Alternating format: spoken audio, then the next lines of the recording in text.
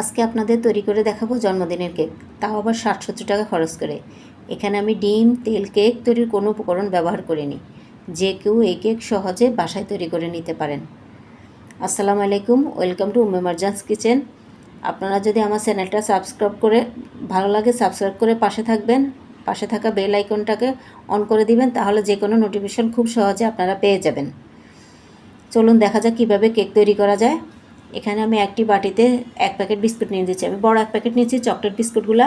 আপনারা চাইলে ছোট ছোট 3টা নিতে পারেন অথবা 2টা দিয়েও ব্যবহার করতে পারেন। আমি বিস্কুটগুলো একটা বাটিতে নিয়ে নিচ্ছি। আমি এখন বিস্কুটগুলো থেকে কেক ক্রিমগুলো আলাদা করে নেব। আমি ডেকোরেশন করার জন্য ক্রিমগুলো আলাদা করে নিচ্ছি। আপনারা যদি চান যে ডেকোরেশন করবেন তাহলে আলাদা করতে পারেন, না হয় বিস্কুটগুলো একসাথে আপনারা মিক্স করতে পারেন। আমার একে একে সবগুলো ক্রিম আলাদা করা হয়ে গিয়েছে। আমি এখন একটা বাটিতে 1 কাপ পরিমাণ দুধ দিয়ে দিচ্ছি। দুধ দেওয়ার পরে 5 মিনিট আমি রেখে দিব। বিস্কুটগুলো যখন ভালোভাবে মিশে যাবে তখন এগুলোকে আমি ভালোভাবে মিশিয়ে নিব। আপনারা চাইলে বিস্কুটটা গুঁড়ো করেও নিতে পারেন অথবা ব্লেন্ড করে নিতে পারেন। আমি এভাবেই করে নিচ্ছি, এভাবে সুবিধা হচ্ছে আমার। এভাবে অনবরত নেড়ে নেড়ে বিস্কুটগুলোকে ভালোভাবে মিশিয়ে নিতে হবে। আমার বিস্কুটগুলো অনেকটা তৈরি হয়ে গিয়েছে। আর বিস্কুট কালারটা যখন এরকম হয়ে আসবে, যখন একদম গলে যাবে, তখন আমি এখানে 1 প্যাকেট ইনো ব্যবহার করব।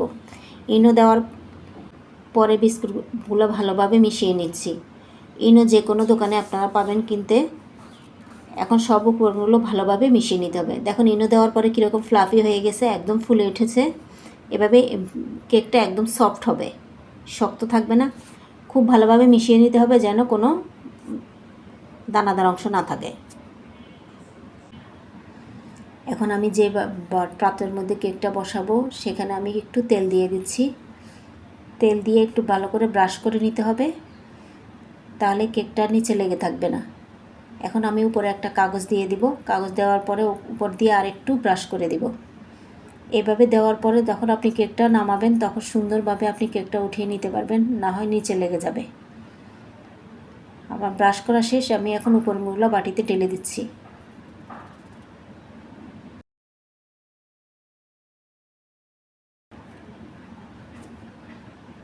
যখন উপকরণ দেওয়া হবে এভাবে একটু বাটিটা বাড়িয়ে দিয়ে নিতে হবে, তাহলে ভিতরে কোনো বাবলস থাকলে সেগুলো বের হয়ে যাবে। ঢাকনা দিয়ে সেগুলোকে আমি এখন হিটে দিয়ে দিব।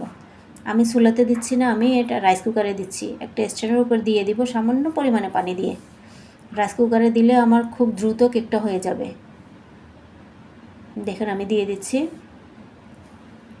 আমার কেকটা হতে প্রায় সময় লেগেছে, দেখেন অনেকটা হয়ে গেছে। এখন একটা স্টিকের সাথে আমি চেক করে নেব।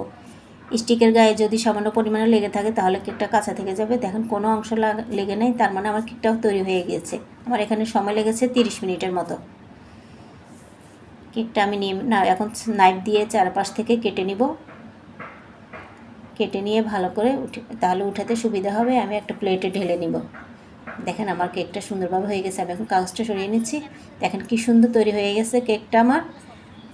যে একটা আঙুলের সাহায্যে চেপে দেখেন এক হাতের মধ্যে কিন্তু কোনো অংশ লেগে নেই, সুন্দরভাবে হয়ে গেছে।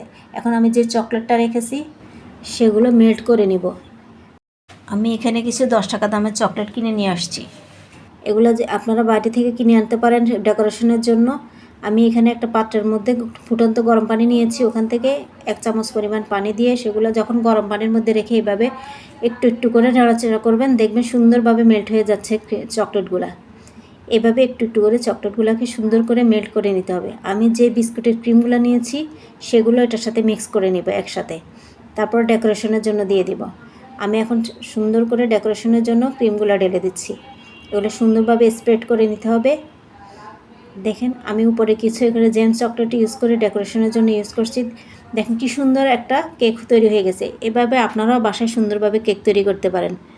সবাইকে ধন্যবাদ।